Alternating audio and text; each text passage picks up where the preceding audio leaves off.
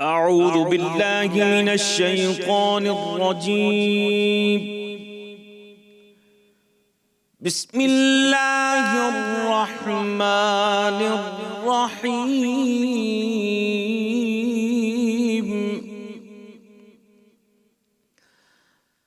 حميم والكتاب المبين.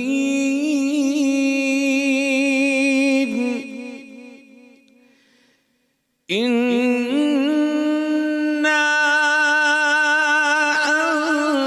أنزلناه في ليلة مباركة إنا كنا منذرين.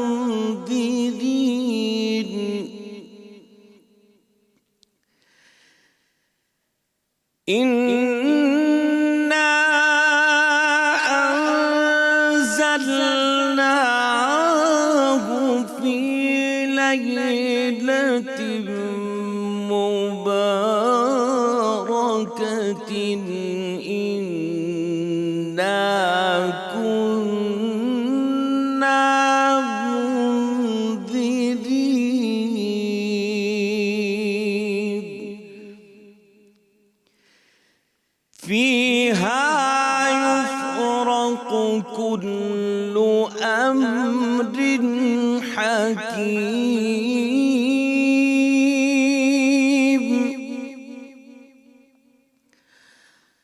أمرا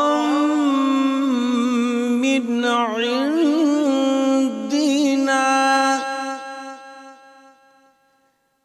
إنا كنا مرسلين.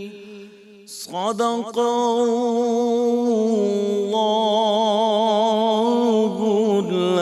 العظیم.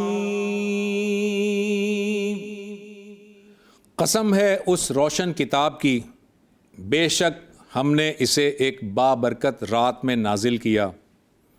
یقیناً ہم خبردار کرنے والے ہیں. اس رات میں ہر حکمت والا کام بانٹ دیا جاتا ہے. یہ ہمارے حکم سے ہوتا ہے. بے شک ہم ہی رسول بھیجنے والے ہیں. صدق اللہ العظیم. ناظرین، آج 27ویں سحری میں آپ کو خوش آمدید کہتے ہیں. میرا نام ڈاکٹر زبیر احمد ہے.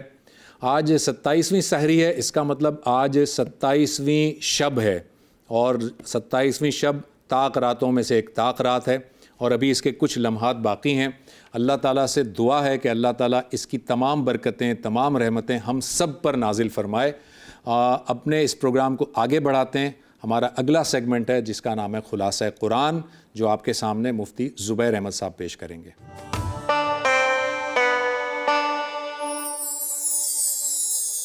نحمدہ ونصلی علی رسولہ الکریم، اما بعد. پارہ نمبر 27 کا مختصر منتخب خلاصہ.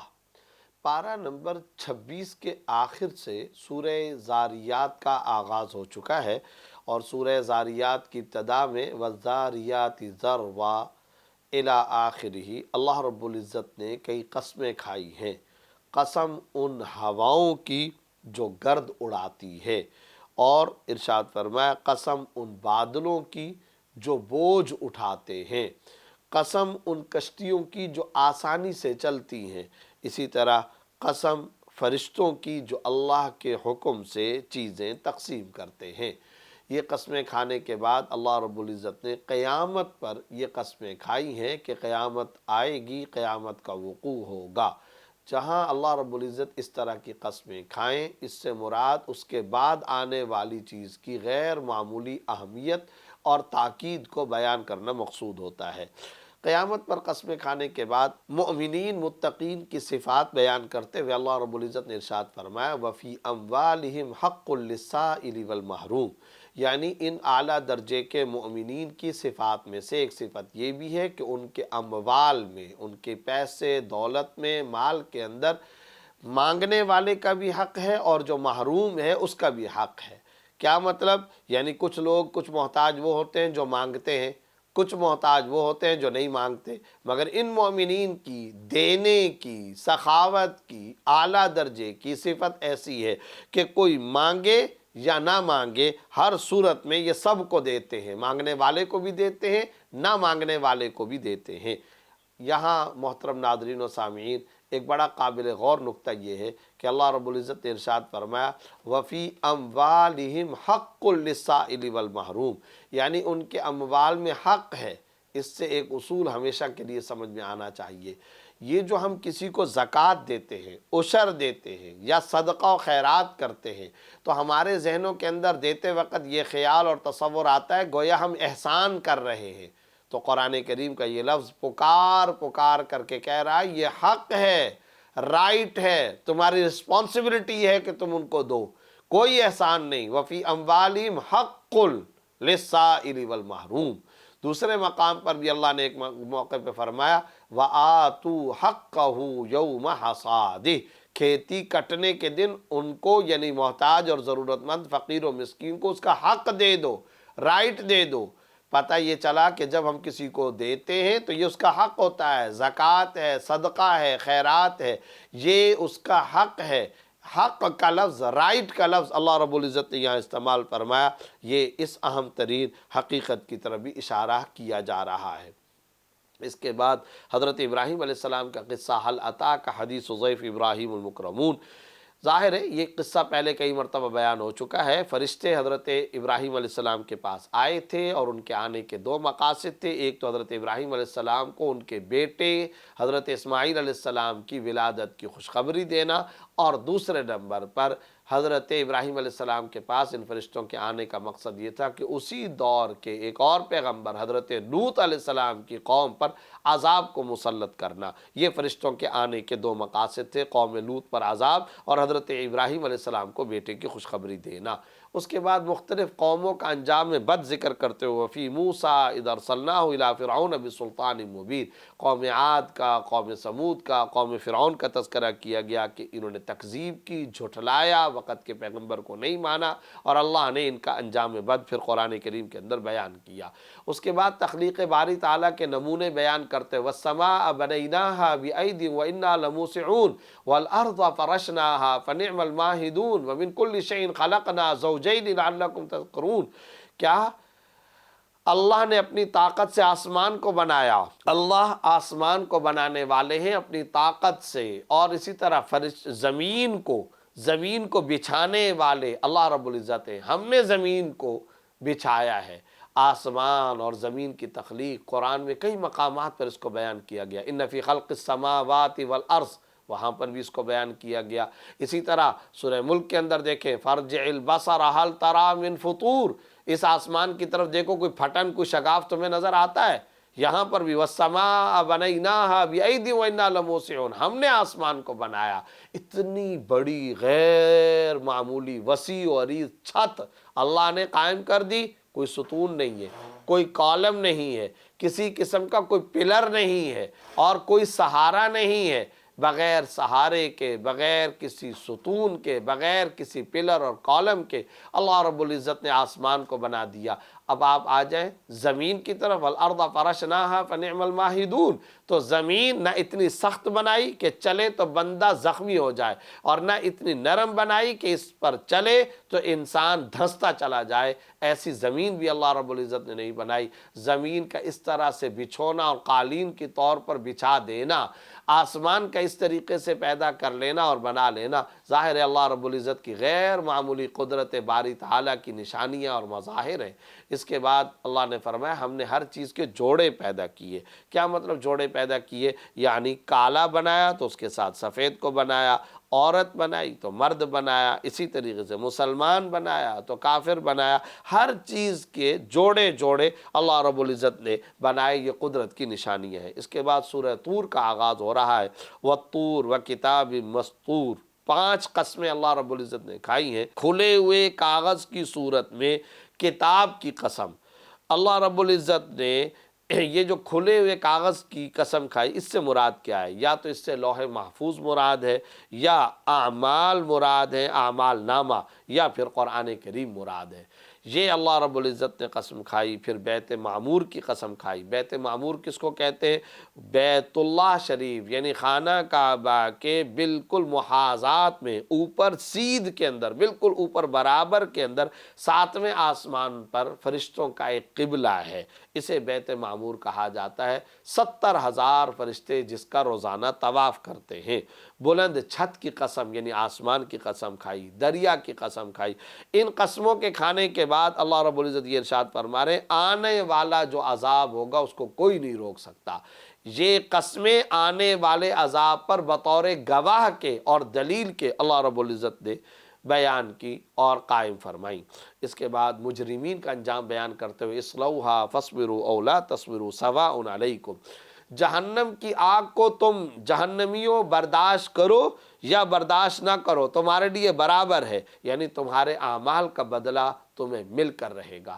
دنیا کے اندر طریقہ اور ہوتا ہے، کوئی ترس والی شکل بنا لیتا ہے، رحم طلب کوئی شکل بنا لیتا ہے، اور کوئی یہ کہتا ہے مجھے برداشت نہیں ہو رہا، تو عام طور پر یہ ہوتا ہے کہ اس کو اس سختی اور عذاب سے ہٹا دیا جاتا ہے۔ لیکن جہنم کا اور آخرت کا یہ معاملہ نہیں ہوگا۔ اصلوہا فاصبروا او لا تصبروا، جلتے رہو چاہے تم صبر کرو یا تم صبر نہ کرو، برداشت کرو یا نہ کرو، جہنم میں تمہیں تمہارے اعمال بد کا انجام پہنچ کر رہے گا، سزا پہنچ کر رہے گی۔ اس کے بعد جب متقین کا تذکرہ آیا، ان المتقین فی جنات و نعیم فاکہین بما آتاہم ربہم ووقاہم ربہم عذاب الجحیم، متقین باغات میں ہوں گے، فواکہ یعنی اعلیٰ درجے کے میوہ جات کے اندر ہوں گے، خوش ہوں گے، اور مزے سے کھانے کا ان کو کہا جائے گا، کھاؤ مزے سے، عیش اور عشرت کرو۔ جنتی لوگ ایک دوسرے کو دیکھ رہے ہوں گے، نشستیں ترتیب کے ساتھ لگی ہوئی ہوں گی، ان ترتیب کے ساتھ نشستوں پر یہ براجمان ہوں گے، بڑی آنکھوں والی حوروں سے ان کا نکاح کرا دیا جائے گا۔ یہ ساری اہل جنت کی نعمتیں ہیں جن کا اللہ رب العزت نے اہل جہنم کا تذکرہ کرنے کے بعد اہل جنت کا تذکرہ فرمایا۔ ظاہر ہے اس بات کی طرف اشارہ ہے، جہنم سے اپنے آپ کو بچاؤ، قوا انفسکم واہلیکم نارا، اور سارعوا الی مغفرۃ من ربکم وجنۃ، بھاگو دوڑو جنت کی طرف۔ یہ جنت اور جہنم کا تذکرہ اسی پیرائے کے اندر اور اسی حکیمانہ اسلوب کے اندر کیا جاتا ہے۔ اس کے بعد ام عندہم خزائن ربک ام هم المسیطرون، طائف والوں کا ایک اعتراض پہلے بھی گزر چکا، وہی اعتراض دوبارہ دہرایا جا رہا ہے کہ یہ کہتے تھے کسی بڑے مالدار دنیاوی وجاہت والے آدمی کو نبوت کیوں نہیں دی گئی؟ تو اللہ رب العزت یہ ارشاد فرما رہے ہیں، یہ جو دنیا کی دولت، مال، دنیا کی سلطنت جس کی اللہ کے ہاں کوئی ویلیو نہیں ہے، تمہارے پاس تو اس کو تقسیم کرنے کا کوئی اختیار نہیں ہے، تو نبوت جو اعلیٰ درجے کی نعمت ہے اس کو تم کیسے تقسیم کر سکتے ہو کہ فلاں کو یہ نبوت دی جاتی فلاں کو نہ دی جاتی، مالدار کو کیوں نہیں دی گئی، غریب کو کیوں دی گئی؟ اور تمہارے پاس تو بھائی پیسہ اور مال و دولت تقسیم کرنے کا اللہ نے تمہیں اختیار نہیں دیا، تو نبوت کو تقسیم کرنے کا اختیار تمہیں کیسے مل سکتا ہے؟ تم یہ کیسے کہہ سکتے ہو کہ فلاں کو نبوت دی جائے فلاں کو نہ دی جائے؟ نبوت کے لیے سلیکشن ہوتا ہے، کسی کو الیکٹ نہیں کیا جاتا، یعنی کوئی انتخاب کے ذریعے سے یا کسی کے کہنے کے ذریعے سے نہیں۔ دوسرے لفظوں میں نبوت وہبی چیز ہے، کسبی چیز نہیں ہے۔ کوئی شخص اپنے اختیار سے یا کسی کی سفارش سے یا کسی کی فرمائشی ڈیمانڈ سے یا کسی کے مطالبے، لابنگ، کمپین سے کسی کو نبوت نہیں ملتی۔ یہ براہ راست اللہ کی عطا ہوتی ہے، اور اللہ جس کو چاہتا ہے نبی بناتا ہے۔ اللہ رب العزت نے یہ نبوت عطا کی ہے۔ اس کے بعد وَاصْبِرْ لِحُکْمِ رَبِّكَ فَإِنَّكَ بِأَعْيُنِنَا وَسَبِّحْ بِحَمْدِ رَبِّكَ حِینَ تَقُومُ الآیہ۔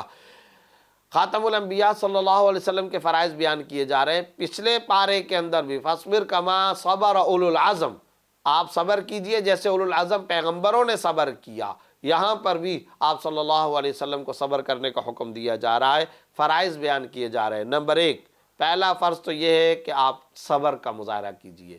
اس سے ہمیشہ کے لیے داعی اسلام، مبلغ اسلام کو پتہ چلا کہ وہ ہمیشہ صبر کا دامن کبھی ہاتھ سے نہ جانے دے۔ صبر اور صبر کا ہمیشہ مظاہرہ کیا کرے۔ ایک تو اللہ رب العزت نے یہاں نبی کے حوالے سے یہ بات ارشاد فرما دی کہ صبر کریں، صبر کا دامن کبھی ہاتھ سے نہ جانے دیں۔ دوسرے نمبر پر 3 اوقات میں تسبیح کا خاص طور پر اللہ رب العزت نے تذکرہ فرما دیا۔ کیا؟ جب کبھی مجلس سے اٹھنا ہو اس وقت اللہ کی تسبیح بیان کریں، یا تہجد کے وقت جب اٹھنا ہو اس وقت اللہ کی تسبیح بیان کریں، رات کے وقت یعنی مغرب اور عشاء کے بعد اللہ رب العزت کی خاص طور پر تسبیح حمد و ثنا بیان کرے۔ اور تیسرے نمبر پر ستاروں کے ڈوبنے کے وقت یعنی فجر کے وقت میں اللہ کی تسبیح اور تحمید بیان کرنی چاہیے۔ اگر آپ نے یہ کام کیا تو پھر کیا آ رہا ہے؟ آپ ہماری مستقل نگرانی میں ہیں، اور یاد رکھیے پھر مخالفین آپ کا کچھ بھی نہیں بگاڑ سکیں گے۔ اس کے بعد سورہ نجم کا آغاز ہو رہا ہے، وَالنَّجْمِ إِذَا هَوَىٰ، ستارے کی قسم اللہ رب العزت نے کھائی۔ یہاں اس بات کی طرف بھی اشارہ ہے کہ جس طرح عرب ستاروں کی مدد سے راستہ تلاش کیا کرتے تھے، اسی طرح سرکار دو عالم صلی اللہ علیہ وسلم بھی لوگوں کے لیے ایک روشن ہدایت ہیں، جن کے ذریعے سے لوگ رہبری رہنمائی کا سامان حاصل کر سکتے ہیں اور ہدایت پا سکتے ہیں۔ اسی طرح ستارے کی قسم کھانے میں ایک اور علمی نکتہ یہ بھی ہے کہ ستارے کا جو راستہ مقرر ہوتا ہے وہ اسی راستے پر چلتا ہے، گویا نبی صلی اللہ علیہ وسلم بھی نہ راستہ بھولتے ہیں اور نہ ہی کسی قسم کے بھٹکنے کا کوئی سوال ہے۔ ما ضل صاحبکم وما غوا، نہ تو وہ گمراہ ہوئے اور نہ ہی کسی قسم کے بھٹکنے کا کوئی تصور اور سوال پیدا ہوتا ہے۔ اس کے بعد علمہ شدید القوا کے ماتحت یہ بات بیان کی جا رہی ہے کہ مشرکین یہ اعتراض کرتے تھے کہ رسول اللہ صلی اللہ علیہ وسلم کو یہ کیسے پتہ چل سکتا ہے کہ یہ حضرت جبرائیل امین ہی ہے جو وحی لے کر کے آئے۔ تو اللہ رب العزت نے ان آیات میں بیان فرمایا ذو مرۃ فاستویٰ، کہ در حقیقت حضرت جبرائیل کو 2 مرتبہ اپنی اصلی شکل میں خود آپ صلی اللہ علیہ وسلم نے دیکھا ہے۔ ایک مرتبہ کب؟ جب آپ صلی اللہ علیہ وسلم نے خود اس بات کا مطالبہ فرمایا، درخواست فرمائی کہ جبرائیل اپنی اصلی شکل کے اندر آئیں، اور دوسرا معراج کے موقع پر۔ تو یہ 2 موقع پر خود آپ صلی اللہ علیہ وسلم نے حضرت جبرائیل کو دیکھا ہے، اسی لیے وہ پہچانتے ہیں کہ حضرت جبرائیل ہے۔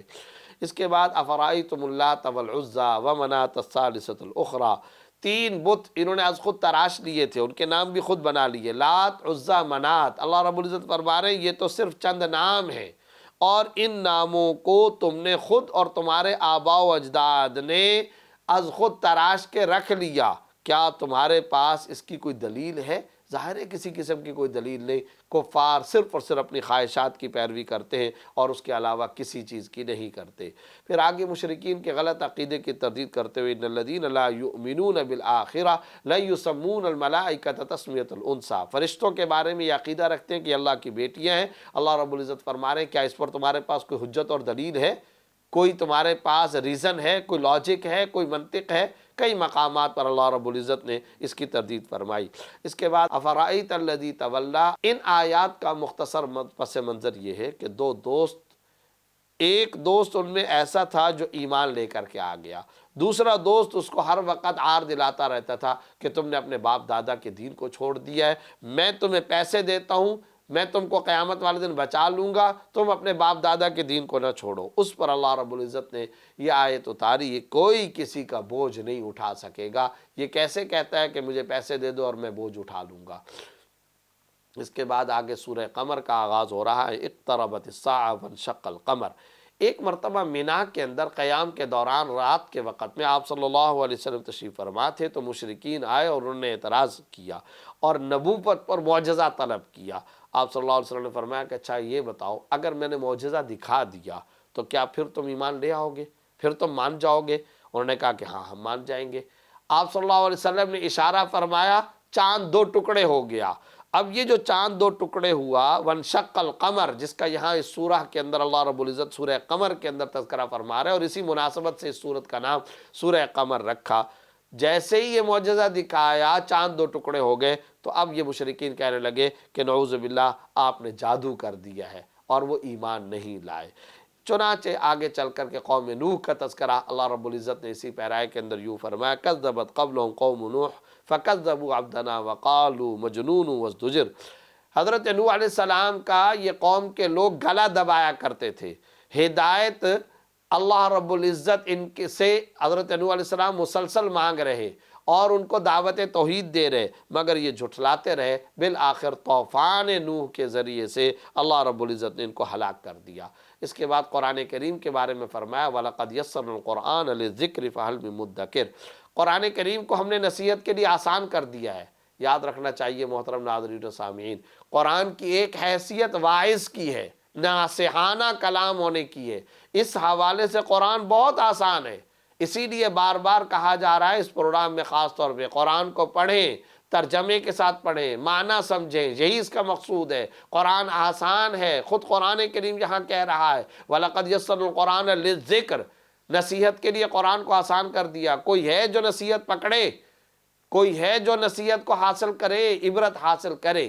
ہاں، قرآن کی ایک حیثیت واعظ ہونے کے علاوہ ایک حیثیت شارع کی بھی ہے، احکام اس سے نکالنا اور شرعی احکام کا استنباط کرنا، اجتہاد کرنا، عقائد کی جزوی تفصیلات، ظاہر ہے اس کے اوپر محنت کرنی ہوتی ہے، وہ علماء کا کام ہے۔ یہ نہیں کہ قرآن کریم کا ترجمہ پڑھ کر ہم فتویٰ دینا شروع کر دیں، یہ مناسب طرز عمل نہیں۔ ہاں، نصیحت، عبرت حاصل کرنے کے لیے قرآن کریم بہت زیادہ آسان ہے، ہمیں قرآن کریم کو پڑھنا چاہیے، ترجمے اور معنی مفہوم کے ساتھ پڑھنا چاہیے۔ آگے چل کر کے پہلی قوموں کے واقعات کا تذکرہ، پھر ان کے انجام بد کا تذکرہ کرتے ہوئے کذبت عاد فکیف کان عذابی و نذر، قوم عاد کا تذکرہ کیا گیا، قوم سمود کا اور قوم لوط علیہ السلام کا، اور ان کے نہ ماننے پر ان کے انجام بد کا۔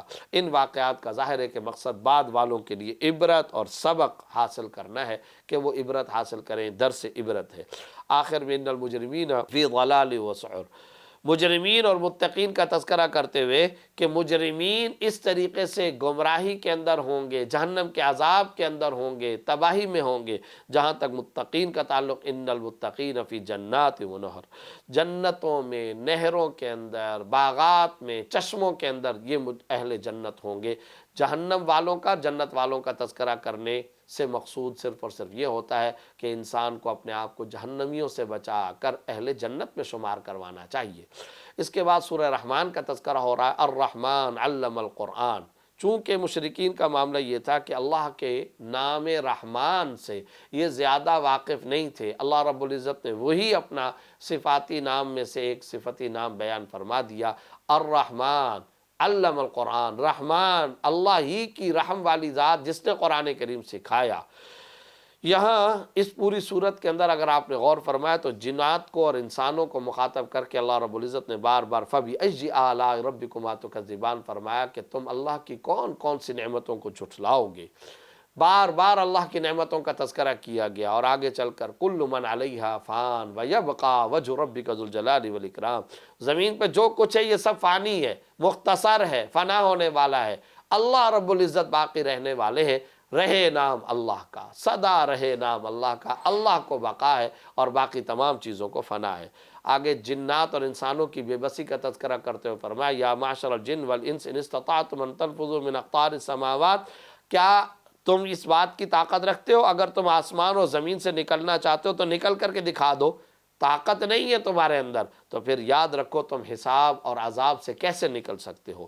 پھر آگے سورہ رحمان کے آخر میں جنت کی نعمتوں کا تذکرہ، حوروں کا، باغات کا، چشموں کا، آبشاروں کا اور مختلف قسم کی نعمتوں کا تذکرہ کر کے جنت کی طرف انسانوں کو مخاطب اور متوجہ کیا گیا ہے۔ اس کے بعد سورہ واقعہ کا آغاز ہو رہا ہے، اذا وقعت الواقعہ، واقعہ سے مراد قیامت ہے کہ یہ قیامت قائم ہو کر کے رہے گی، اس میں کسی قسم کے کوئی شک و شبے کی گنجائش نہیں۔ آگے انسانوں کی 3 جماعتوں کا تذکرہ کرتے ہوئے اللہ رب العزت نے فرمایا ایک جماعت تو وہ ہے جو ایمان اور اعمال صالحہ پر عالی اور بلند مقام پر فائز ہے، ایک جماعت انسانوں کی وہ ہے۔ دوسری وہ عام ایمان والوں کی جماعت جنہیں نام اعمال دائیں ہاتھ میں دیا جائے گا، اور تیسری جماعت وہ کہ جن کو بائیں ہاتھ میں نام اعمال دیا جائے گا۔ اب ان لوگوں کا تذکرہ کرنے کے بعد ان کے انجام کا تذکرہ کیا جا رہا ہے کہ اہل جنت کا خوبصورت انجام، اولئک المقربون فی جنات النعیم، جنت کی نعمتیں ہوں گی، باغات ہوں گے، یہ آپس میں ایک دوسرے کو دیکھتے ہوئے بیٹھیں گے، بیٹھنے کے لیے آمنے سامنے اونچی نشستیں ہوں گی، تکیے ہوں گے، شراب و غلمان ہوں گے، پھل ہوں گے، پرندے ہوں گے۔ یہ ان جنت والوں کی نعمتوں کا تذکرہ کرنے کے بعد پھر اہل جہنم کا ذکر کرتے ہوئے فرمایا ان کو مختلف قسم کے عذابوں کا سامنا کرنا ہوگا، جس میں گرم لو ہے، کھولتا ہوا پانی ہے، دھواں ہے، آگ ہے۔ اللہ رب العزت ان تمام عذابوں سے ہم سب کی حفاظت فرمائے۔ پھر اس کے بعد آگے چل کر کے انسانی نعمتوں کا تذکرہ کرتے ہوئے 4 عظیم نعمتوں کا تذکرہ فرمایا۔ افرأیتم ما تمنون انتم تخلقون ام نحن الخالقون، یہ بتاؤ انسانوں کو کس نے پیدا کیا؟ کیا اللہ کے علاوہ جن کی یہ پرستش اور عبادت کرنے کا دعویٰ کرتے ہیں، انسانوں کے علاوہ انہوں نے کسی کو پیدا کیا؟ انسانوں کو اللہ نے پیدا کیا ہے۔ کس نے انسانوں کو بنایا؟ اسی طرح کھیتی کون اگاتا ہے، پانی کون فراہم کرتا ہے، آگ کی نعمت کون دیتا ہے، آگ کے لیے درختوں کو کون اگاتا ہے، پانی کے لیے بادلوں کو کون چلاتا ہے، اسی طریقے سے کھیتی کو جو بیج اگتا ہے وہ اگانے کی طاقت کس نے عطا کی ہے۔ یہ ساری کی ساری نعمتیں اللہ رب العزت بیان فرما کر پھر آگے صداقت قرآنی کا بیان کر رہے ہیں۔ انہ لقرآن کریم فی کتاب مکنون، یہ قرآن کریم محفوظ کتاب ہے، انتہائی سیکیور کلام ہے، کتاب مکنون اس کو کہا گیا، اور پاکیزہ مخلوق کے علاوہ کوئی اس کو نہیں چھوتا، یعنی فرشتے جنہوں نے ان کو چھوا وہ پاکیزہ ہیں۔ پھر اس کے بعد فلولا اذا بلغت الحلقوم، مشرکین کا ایک اعتراض تھا کہ مرنے کے بعد دوبارہ کیسے اٹھائے جائیں گے، یہ مرنے کے بعد دوبارہ اٹھائے جانے کے منکر تھے۔ اللہ رب العزت نے فرمایا جب تم کسی انسان کے سامنے جا کر کے بیٹھتے ہو اور دیکھتے ہو کہ نزع کا وقت اور آخری وقت اور موت کا وقت اور اس کی روح کھینچی جا رہی ہے، تو اللہ رب العزت فرماتے ہیں اگر تم کسی کو بچانا چاہو تو کیا تم بچا سکتے ہو؟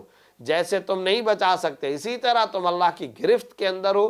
زندگی اور موت کا مالک اللہ رب العزت ہی ہے۔ تو جس طرح کسی کی روح نکلتے ہوئے تم اس کو بچا نہیں سکتے، اس کی روح کو روک نہیں سکتے، اسی طرح تم اللہ رب العزت کی گرفت سے بھی نہیں بچ سکتے ہو۔ اس کے بعد سورہ حدید کا آغاز ہو رہا ہے، هو الاول والآخر والظاہر والباطن۔ اللہ رب العزت اول حقیقی بھی ہے، آخر حقیقی۔ اول حقیقی سے مراد کہ اللہ رب العزت کہ اس سے پہلے کسی کی ابتدا نہیں ہے، اور حقیقی آخر سے مراد کہ سب فانی ہو جائیں گے مگر اس کو بقا ہے۔ ظاہر سے مراد جس کی نشانیاں مکمل واضح ہیں۔ باطن سے مراد یعنی اللہ کو باطن کہنے سے مراد یہ کہ اللہ رب العزت کو کوئی آمنے سامنے دیکھ نہیں سکتا۔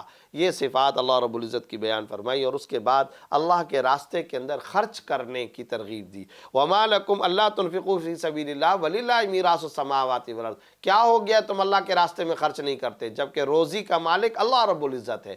اللہ رب العزت ہی نے رزق و معاش عطا کیا ہے۔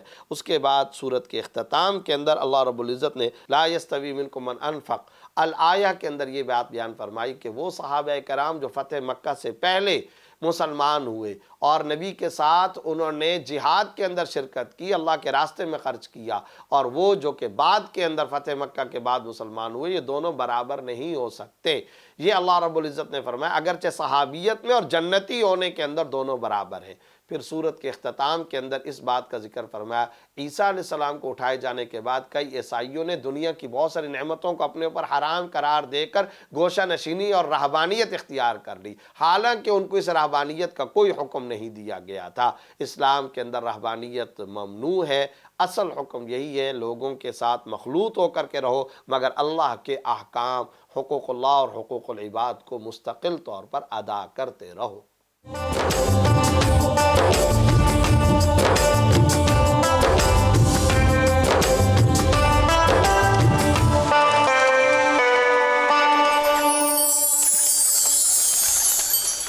جی ناظرین، اب وقت ہوا ہے اگلے سیگمنٹ کا جس کا نام ہے قرب الہی، جو آپ کے سامنے ڈاکٹر خالد ظہیر صاحب پیش کرتے ہیں اور وہ بتاتے ہیں کہ تعلق باللہ کو کیسے مضبوط کیا جاتا ہے۔ تو چلتے ہیں، دیکھتے ہیں قرب الہی۔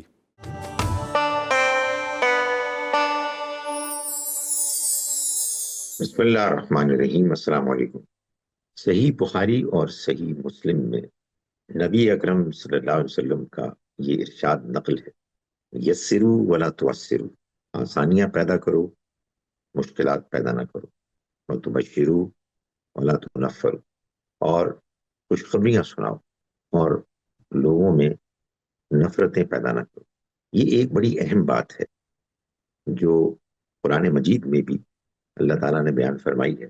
اللہ تعالیٰ ایک سے زیادہ مقامات پر یہ بات بیان فرماتے ہیں کہ یرید اللہ بکم اليسر، اللہ تمہارے لیے آسانیاں چاہتا ہے، ولا یرید بکم العسر، وہ تمہارے لیے مشکلات نہیں چاہتا۔ روزے میں اللہ نے جو بیماری کی حالت میں اور سفر میں بعد میں روزے رکھنے کی اجازت دی ہے، اس کی وجہ بھی یہی بتائی، اور پانی کے بغیر سفر کی حالت میں اور بیماری میں وضو کی جگہ اور غسل کی جگہ تیمم کی اجازت دینے کے معاملے میں بھی یہی اصول بیان فرمایا۔ یہ ہمارے دین کا اصول ہے کہ اللہ تعالیٰ ہم سے یہ چاہتے ہیں کہ ہم اس کی عبادت کریں، ہم اچھے انسان بن کے رہیں، ہم اس کے احکام کی پابندی کریں، مگر یہ سب کچھ ہم کریں ایسے کہ ہم اپنے اوپر مشکلات نہ ڈالیں۔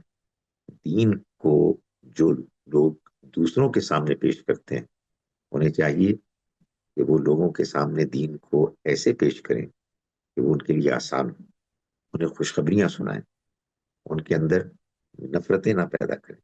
یہ وہ اصول ہے کہ جس کو جب ہم اختیار کریں گے اس کے نتیجے میں لوگ اللہ کے دین کے قریب آئیں گے، اللہ سے محبت کریں گے، اللہ کے دین سے محبت کریں گے۔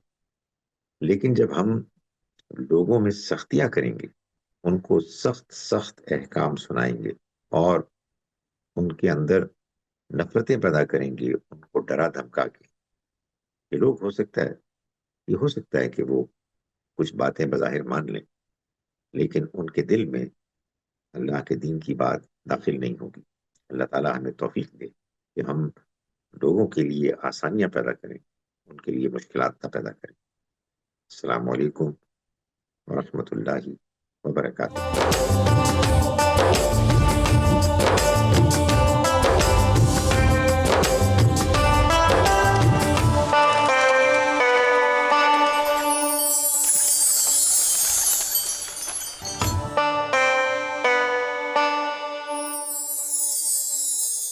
ویلکم بیک ناظرین، قصص الانبیاء میں آپ کو خوش آمدید کہتے ہیں۔ آج 27ویں سحری ہے اور آج ہم نبی اکرم صلی اللہ علیہ وآلہ وسلم کی سیرت مبارکہ آپ کے سامنے رکھنے جا رہے ہیں۔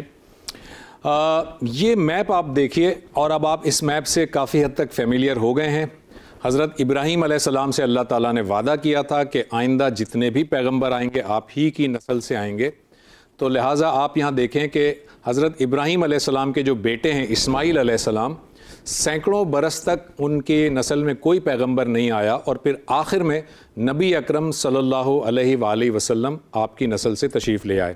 آپ خاتم النبیین ہیں، آپ کے بعد کوئی نبی، کوئی پیغمبر، کوئی رسول اس دنیا میں اب تشریف نہیں لائیں گے۔ اور یہاں پر آپ یہ بھی دیکھ سکتے ہیں کہ یہ بنی اسماعیل میں سے آئے تھے، بنی اسرائیل یا بنی اسحاق میں سے نہیں آئے تھے۔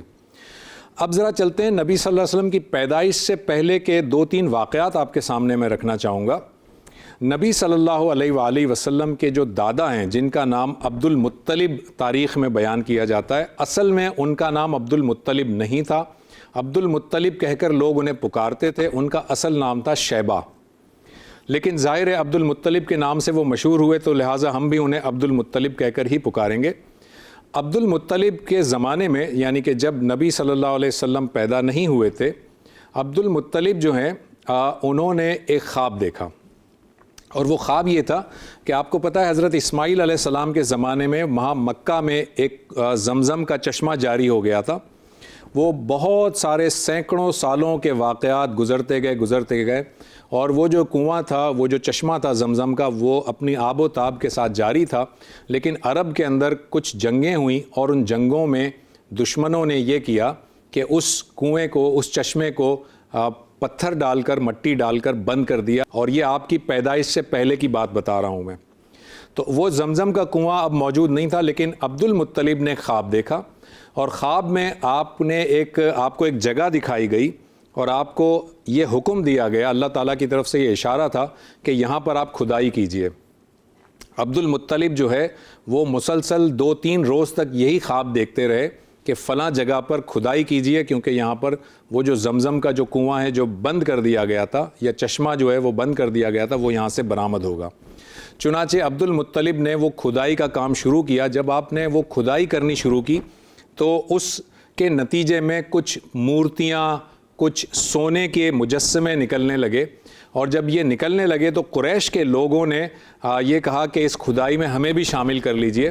عبد المطلب نے کہا کہ نہیں، میں اس کھدائی میں تم لوگوں کو شامل نہیں کروں گا، کیونکہ یہ مجھے میرے رب کی طرف سے اشارہ دیا گیا ہے اور اس کام کو میں ہی سر انجام دوں گا۔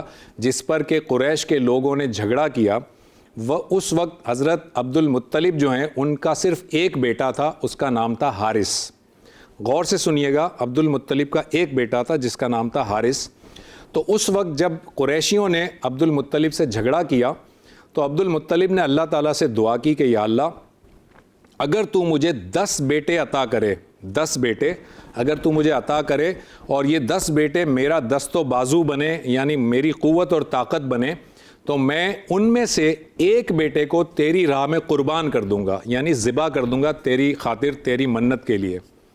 تو ہوا یہ کہ وہ زمزم کا کنواں جو ہے وہ تو نکل آیا، وہ تو کھدائی کی انہوں نے اور وہ زمزم کا کنواں برآمد ہو گیا، لیکن کچھ عرصے کے بعد اللہ تعالیٰ نے آپ کو پے در پہ بیٹے عطا کرنے شروع کیے اور آپ کے 10 بیٹے ہو گئے، یعنی عبد المطلب کے اب 10 بیٹے ہو گئے کئی سال گزرنے کے بعد۔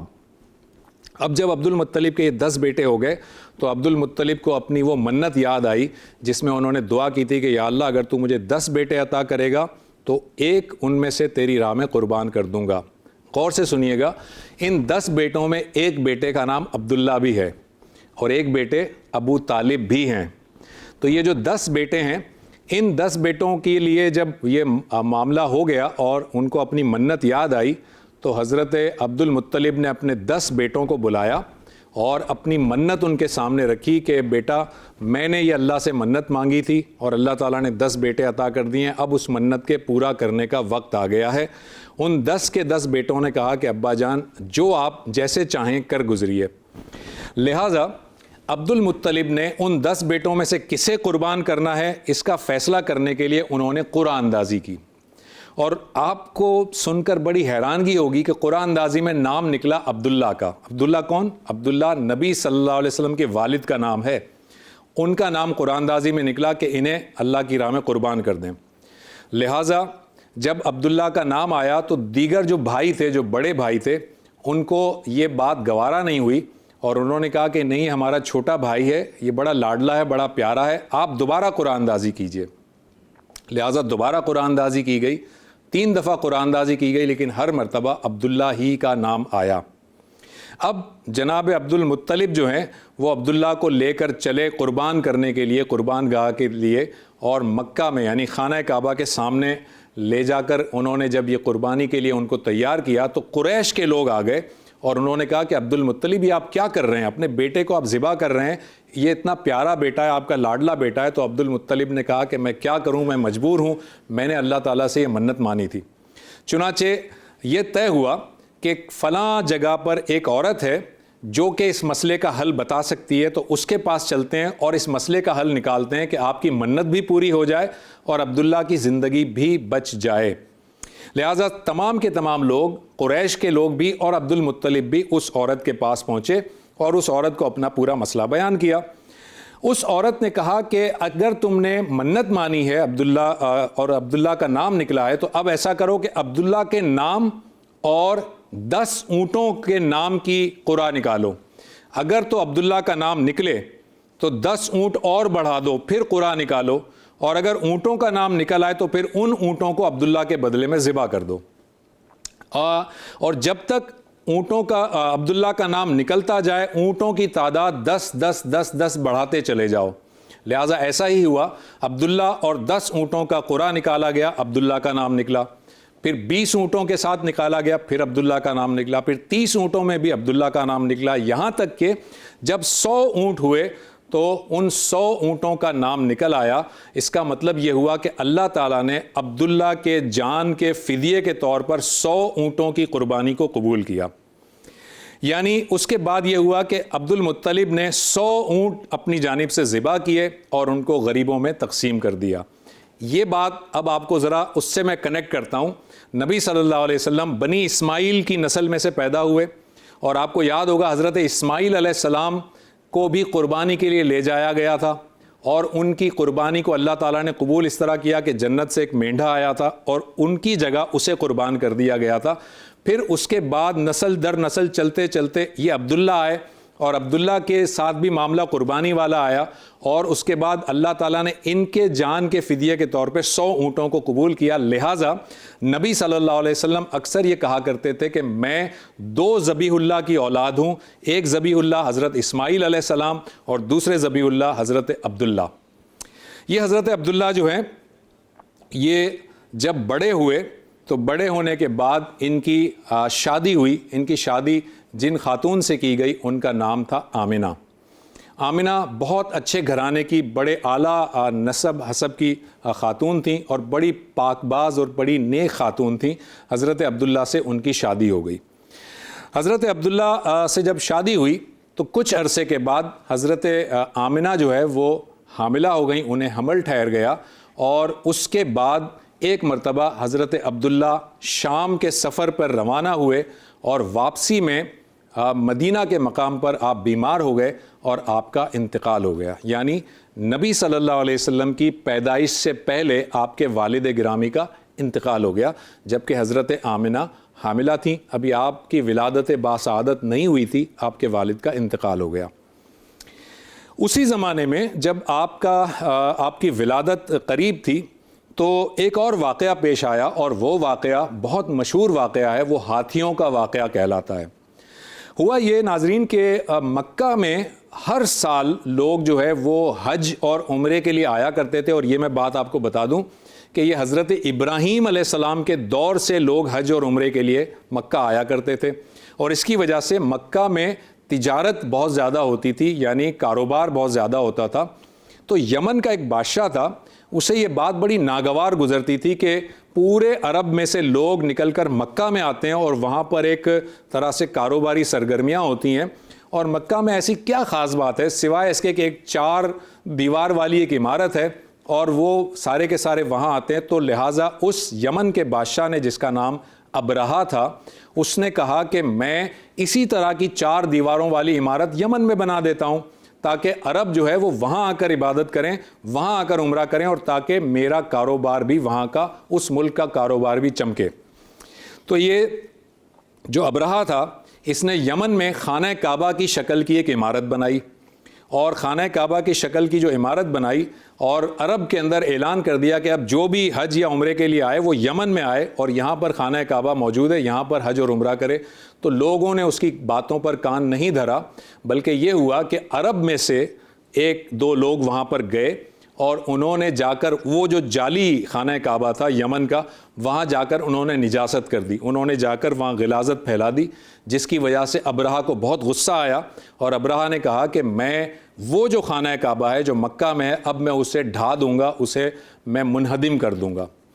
یہ جو پکچر آپ کے سامنے ہے نا ناظرین, یہ وہ یمن میں جو خانہ کعبہ, جو جعلی خانہ کعبہ بنایا گیا تھا, یہ وہ جگہ ہے, یہ جو باؤنڈری آپ کو نظر آ رہی ہے اس جگہ پر یہ جعلی خانہ کعبہ بنایا گیا تھا. اور یہ اس کا ایک دوسرا ویو آپ کو دکھا رہے ہیں, یہ دوسرے اینگل سے ویو نظر آ رہا ہے.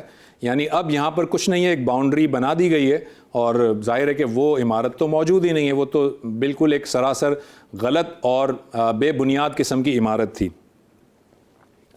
اب ہوا یہ کہ ابرہا جو ہے وہ اپنا لشکر لے کر اس نے مکہ پہ چڑھائی کرنے کا فیصلہ کیا, وہ خانہ کعبہ کی طرف آیا, اور یہ جو لشکر لے کر آیا وہ ہاتھیوں کا لشکر تھا. ہاتھی بہت بڑے, اور یہ میں بتا دوں کہ عرب جو تھے وہ ہاتھیوں کو انہوں نے کبھی دیکھا نہیں تھا. عرب گھوڑے سے واقف تھے, عرب گدھے سے واقف تھے, عرب اونٹ سے واقف تھے, بکریوں سے واقف تھے, لیکن ہاتھی جو جانور ہے اسے عرب نے کبھی دیکھا نہیں تھا. جب یہ ہاتھیوں کا لشکر آیا تو عرب بہت زیادہ خوفزدہ ہوئے اور پہاڑیوں میں جا کر چھپ گئے. اور یہ جو ابرہا آیا ہاتھیوں کا لشکر لے کر, یہ جب منی اور مزدلفہ کے پاس ایک وادی ہے جس کا نام ہے وادی محصر, جب یہ یہاں پر اپنا ہاتھیوں کا لشکر لے کے پہنچا, یہ جو پکچر آپ دیکھ رہے ہیں ناظرین, یہ ہے وہ وادی محصر جہاں پر ابرہا کا لشکر آیا. اور یہاں پر جو ابرہا کا ہاتھی تھا, جو بڑا ہاتھی تھا جس کا نام تھا مہمت, وہ مہمت آ کر بیٹھ گیا اور وہ آگے بڑھنے کو تیار نہ ہوا. اسے بہت زیادہ چابک مارے گئے، نیزے مارے گئے، بھالے مارے گئے، لیکن وہ ہاتھی آگے نہیں بڑھ رہا تھا. اسے جب خانہ کعبہ کے اپوزٹ ڈائریکشن میں چلایا جاتا تو وہ بھاگنے لگتا تھا، لیکن جب خانہ کعبہ کی طرف اسے چلایا جاتا تھا وہ بیٹھ جاتا تھا. اسی اثنا میں اللہ تعالیٰ نے جو ہے وہ پرندوں کا ایک جھنڈ بھیجا، جن کے پاس، ہر پرندے کے پاس 3 کنکر تھے، 2 ان کے پاؤں میں، پنجوں میں، اور 1 چونچ میں. اور پرندوں نے اوپر سے جو ہے وہ ابرہہ کے اس لشکر پر کنکر مارے، اور وہ کنکر ایسے تھے کہ جس شخص کو لگتے تھے اس کی پوری باڈی جو ہے اس میں سے وہ سرایت کرتے ہوئے نکل جاتے تھے، اور پوری باڈی گھل کر الگ ہو جایا کرتی تھی.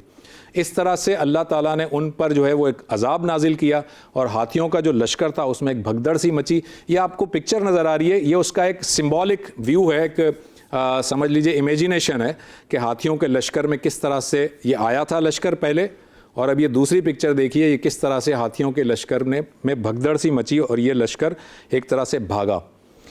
اب آپ یہاں پر یہ دیکھیں کہ یہ جو ہاتھیوں کا جو واقعہ ہوا، اس نے پورے کے پورے عرب میں یہ بات پھیلا دی، یعنی دھاک بیٹھ گئی. عرب کو پتہ چل گیا کہ اللہ کا یہ جو گھر ہے اس کی حفاظت اللہ تعالیٰ نے کس طرح کی. اور ہمیں بتایا جاتا ہے کہ کئی سالوں تک کفار جو تھے انہوں نے بت پرستی چھوڑ دی تھی، اور وہ صرف اللہ کی بندگی کیا کرتے تھے، اس بات سے کہ اللہ تعالیٰ نے اپنے گھر کو پرندوں کے معمولی پرندے تھے ان کی مدد سے ہاتھیوں کے لشکر کو تباہ اور برباد کر دیا تھا. یہ جو سال تھا نا ناظرین، جس پہ یہ ہاتھی والوں نے لشکر کشی کی تھی، اس سال کو عربی زبان میں عام الفیل کہتے ہیں. اسی سال یعنی عام الفیل والے ہی سال میں عام الفیل کا یہ جو واقعہ ہوا تھا، ہاتھیوں کا جو واقعہ ہوا تھا، اس کے 50 دن کے بعد نبی اکرم صلی اللہ علیہ وآلہ وسلم اس دنیا میں تشریف لائے. گویا نبی صلی اللہ علیہ وسلم کی ولادت عام الفیل یعنی ہاتھی والے سال میں ہی ہوئی، اور ہاتھی والے واقعے سے 50 دن کے بعد ہوئی. جب آپ کی پیدائش ہوئی تو چونکہ آپ یتیم تھے، آپ کے والد کا انتقال ہو گیا تھا، لہٰذا آپ سب سے پہلے آپ کے دادا کے گود میں آپ کو دیا گیا. آپ کے دادا، جن کا نام میں نے عبد المطلب بتایا تھا، آپ کے دادا نے آپ کا نام محمد رکھا، اور محمد کا مطلب جس کی تعریف کی جائے، جو ہمیشہ قابل تعریف ہو، اور اس نام کا کوئی شخص اس سے پہلے عرب میں موجود نہیں تھا. نبی صلی اللہ علیہ وسلم جس جگہ پیدا ہوئے ناظرین، وہ جو برتھ پلیس ہے نبی صلی اللہ علیہ وسلم کی، آج وہاں پر ایک لائبریری بن گئی ہے. یہ پکچر آپ دیکھیے، یہ جو لائبریری آپ کو نظر آ رہی ہے، یہ لائبریری کسی زمانے میں حضرت آمنہ کا گھر ہوا کرتا تھا، اور یہاں پر نبی صلی اللہ علیہ وسلم کی پیدائش ہوئی تھی. اور اگر آپ اس کا ٹاپ ویو دیکھیں، خانہ کعبہ کا ٹاپ ویو، تو آپ کو نظر آ رہا ہے کہ خانہ کعبہ کے جو کوریڈور ہے جس میں صفا اور مروہ ہے، اس صفا مروہ کے رائٹ سائڈ پر یہ نبی صلی اللہ علیہ وسلم کا برتھ پلیس ہے. اور ایک اور چیز آپ کو بتاؤں کہ یہ جو لائبریری ہے جو اب بن گئی ہے، اس لائبریری کے اندر جاتے ہیں تو اس کے اندر 4 ڈیفرنٹ سیکشنز ہیں، 4 لائبریریاں ہیں ایک ہی گھر کے اندر، اور یہ چاروں کو 1 بائی 1 میں آپ کو دکھاتا ہوں. یہ پہلی پکچر دیکھیں، یہ لائبریری نمبر 1 ہے. یہ دوسری پکچر لائبریری 2 ہے. یہ تیسری پکچر لائبریری 3 ہے. اور یہ آپ کو چوتھی پکچر میں دکھا رہا ہوں، یہ ہے لائبریری نمبر 4. یہ ساری اب لائبریری بن گئی ہے، اور یہ خانہ کعبہ کی جو باؤنڈری ہے جسے ہم حرم کہتے ہیں، اس کے اندر یہ لائبریری موجود ہے. نبی صلی اللہ علیہ وسلم جب اس دنیا میں تشریف لائے تو نبی صلی اللہ علیہ وسلم کو آپ کی والدہ نے یعنی حضرت آمنہ نے بھی دودھ پلایا، اور ابو لہب جو آپ کا چچا، سگا چچا ہے، ابو لہب کی لونڈی تھی جس کا نام تھا حضرت سوبیہ، انہوں نے بھی آپ کو دودھ پلایا. لیکن عرب کا ایک دستور تھا کہ وہ اپنے بچوں کو گاؤں دیہات کی عورتوں کے حوالے کر دیا کرتے تھے دودھ پلانے کے لیے، تاکہ بچے گاؤں کی آب و ہوا میں رہیں اور صحت مند ہو جائیں. لہٰذا نبی صلی اللہ علیہ وسلم کے لیے حضرت حلیمہ سعدیہ کا انتخاب کیا گیا. حضرت حلیمہ سعدیہ گاؤں دیہات سے آتی تھیں، اور وہ انہوں نے آپ کو گود لیا، اور پھر حضرت حلیمہ سعدیہ نے آپ کو دودھ پلایا، اور آپ ان کے پاس تقریباً 4 سال تک ان کے پاس رہے. 4 سال کے بعد آپ یعنی کہ حضرت حلیمہ آپ کو واپس اپنی والدہ کے پاس یعنی حضرت آمنہ کے پاس سپرد کر گئیں. اب آپ 4 برس کے ہیں اور حضرت آمنہ کے ساتھ آپ موجود ہیں.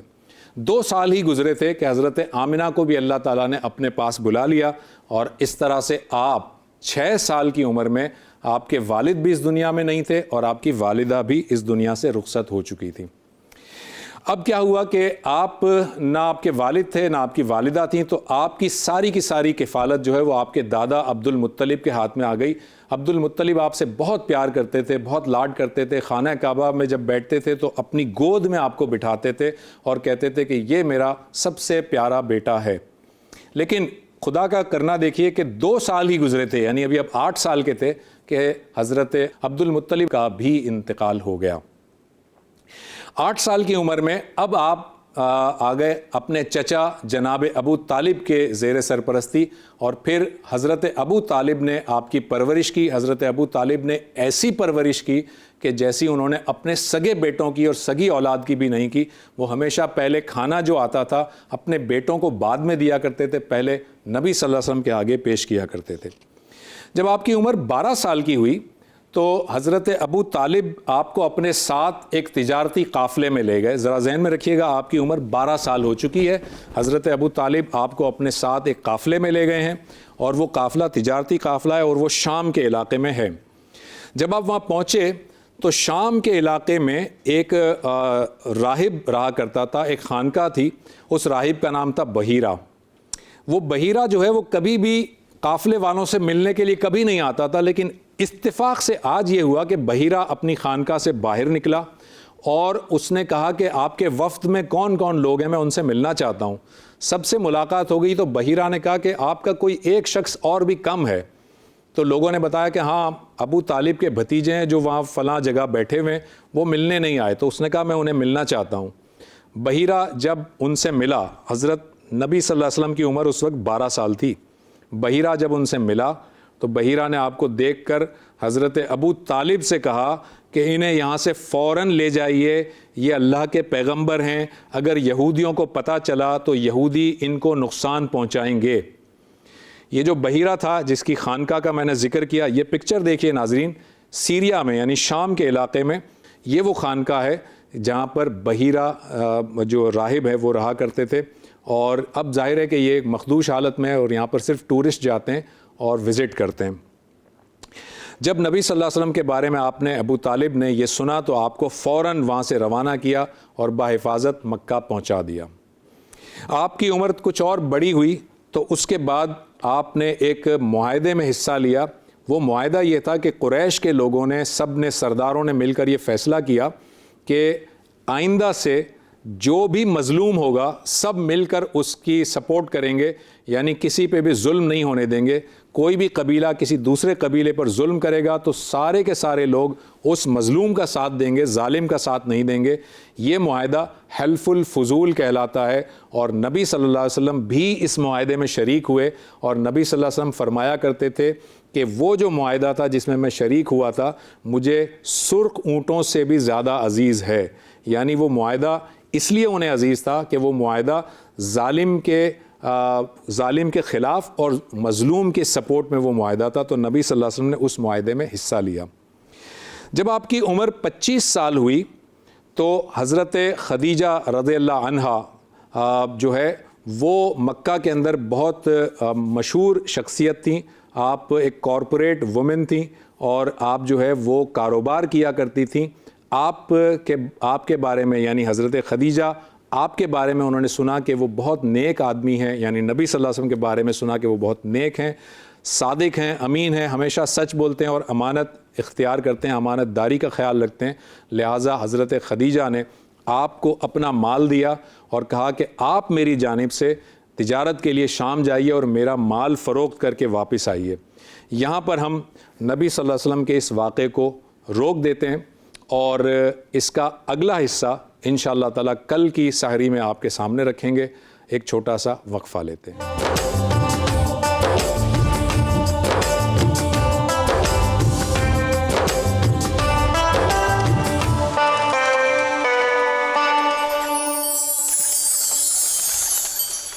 جی ناظرین، اب ہم چلتے ہیں ڈاکٹر ریحان احمد کی جانب جو ہمارے لیے قرآن اور دنیا کا سیگمنٹ تیار کر کے آتے ہیں۔ دیکھتے ہیں کہ آج ڈاکٹر صاحب نے ہمارے لیے کیا گفتگو تیار کی ہے۔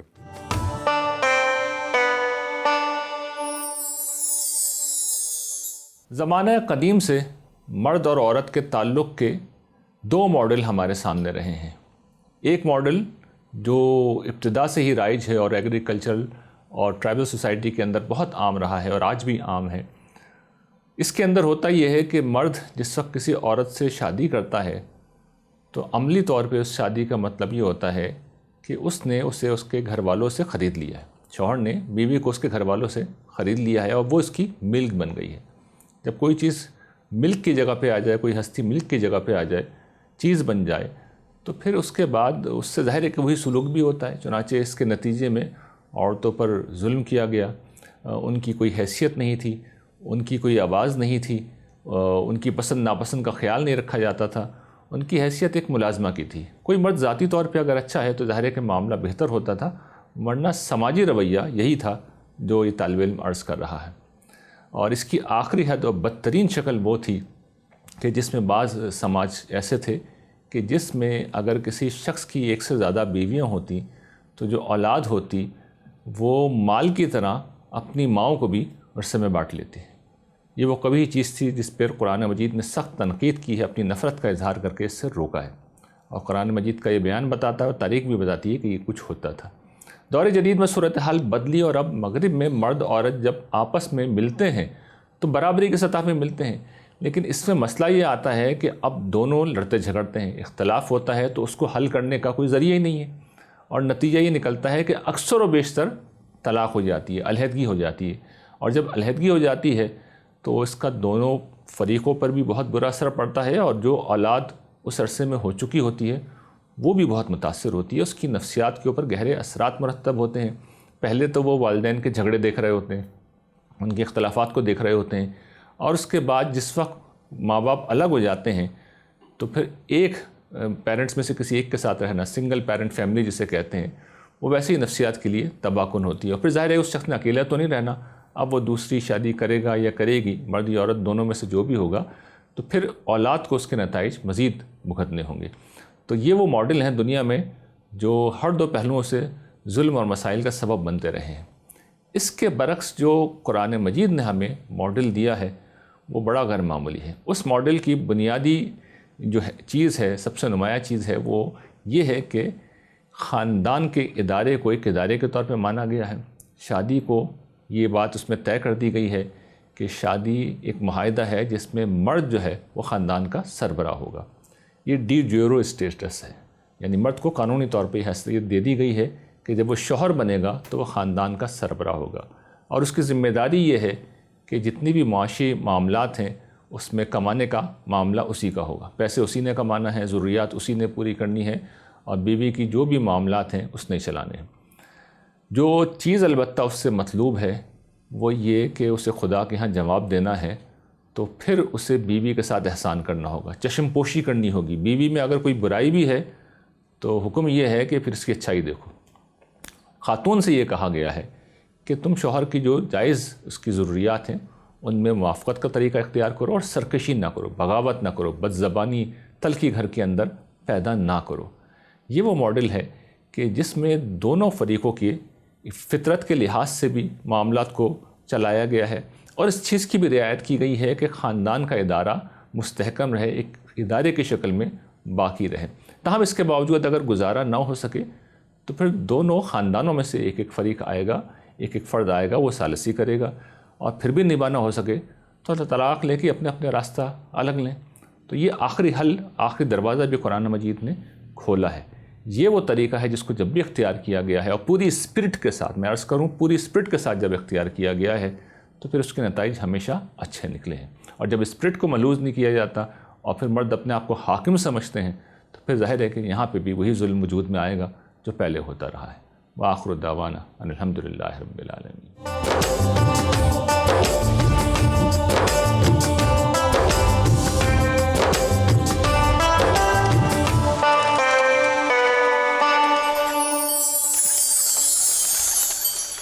ناظرین اب چلتے ہیں اور دیکھتے ہیں کہ رمضان المبارک ہمارے لیے کیا پیغام لایا ہے۔ ہمارا اگلا سیگمنٹ ہے جس کا نام ہے پیغام رمضان، جو آپ کے لیے شجاع الدین شیخ صاحب پیش کرتے ہیں۔ دیکھتے ہیں پیغام رمضان۔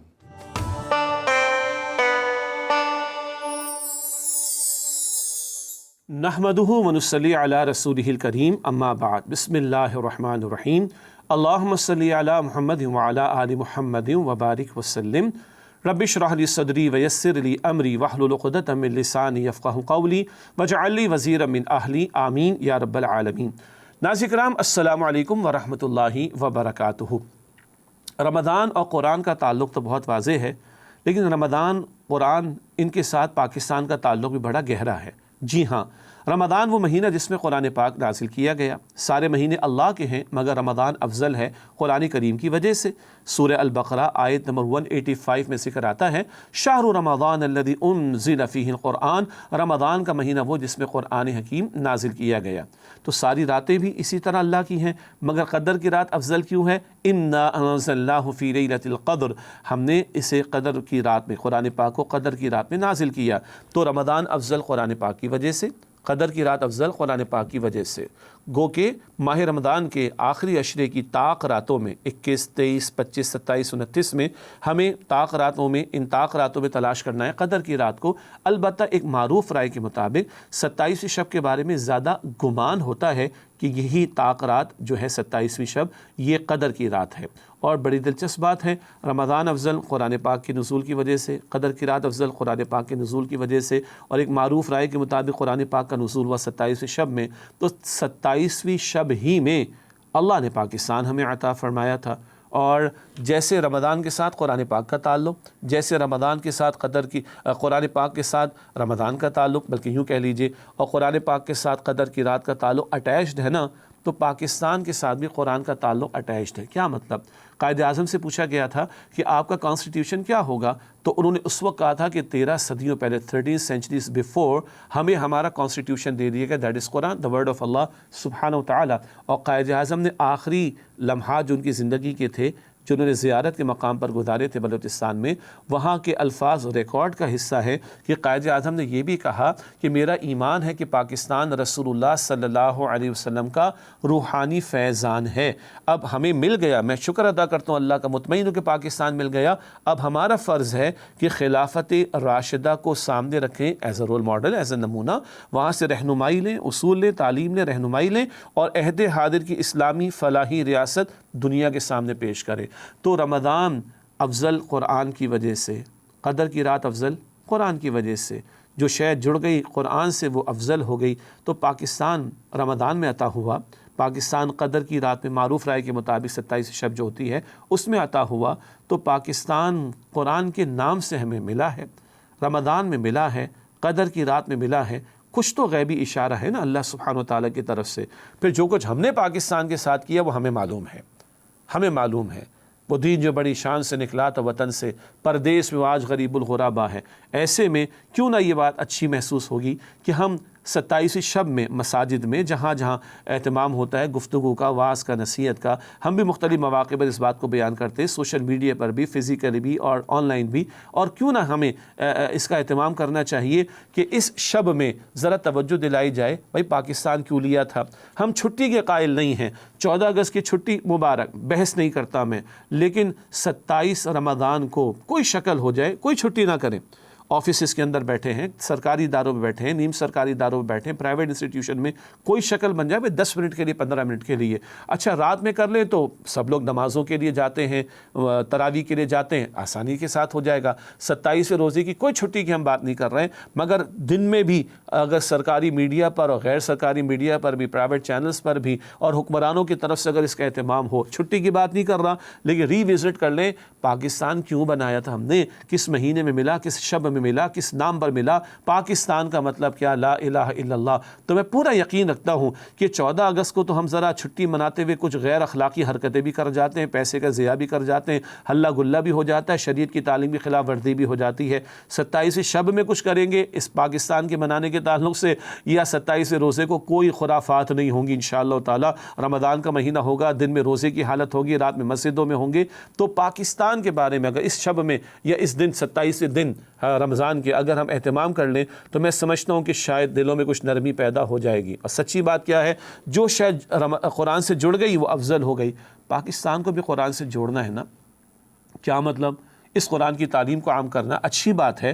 میں اور آپ واقف ہوں گے، بلکہ ہم تو واقف ہیں، اس پروجیکٹ کا حصہ بھی رہے کہ اس وقت پاکستان میں بہت سارے مقامات پر 1.5 کروڑ سے زیادہ طلباء جو ہیں پاکستان میں قرآن پاک سمجھ رہے ہیں. جی ہاں، وفاقی حکومت میں، کے پی حکومت میں، پنجاب حکومت، بلوچستان حکومت میں اکثر حکومتوں نے یہ فیصلہ کر لیا کہ 6ٹھی جماعت سے لے کے 12ویں جماعت تک قرآن پاک ترجمے کے ساتھ پڑھایا جائے، اور 9ویں سے 12ویں جماعت میں 50 نمبر کا پیپر بھی ہو. اچھی بات ہے. HEC ڈیسیجن لے چکی ہے کہ یونیورسٹیز کی سطح پر گریجویشن کے اسٹوڈنٹس کو قرآن پاک کا ترجمہ پڑھانا ہے. بہت اچھی بات ہے. اور میڈیا بھی اگر آدھا گھنٹہ، چلے 1 گھنٹے کی بات نہیں کرتا، آدھا گھنٹہ پرائم ٹائم میں، صبح نہیں سب سو رہے ہوتے، معاف کیجیے گا، آدھا گھنٹہ قرآن پاک کی تعلیم نشر کرے، اور ہم اس کے لیے جو بھی کچھ محنت ہو سکتی ہے اس کے لیے تیار ہے تعاون کے اعتبار سے، تو بڑا فرق پڑے گا. اور پھر قرآن کا پڑھنا پڑھانا مقصود ہی فقط نہیں ہے، قرآن کے احکام کا نفاذ ہو.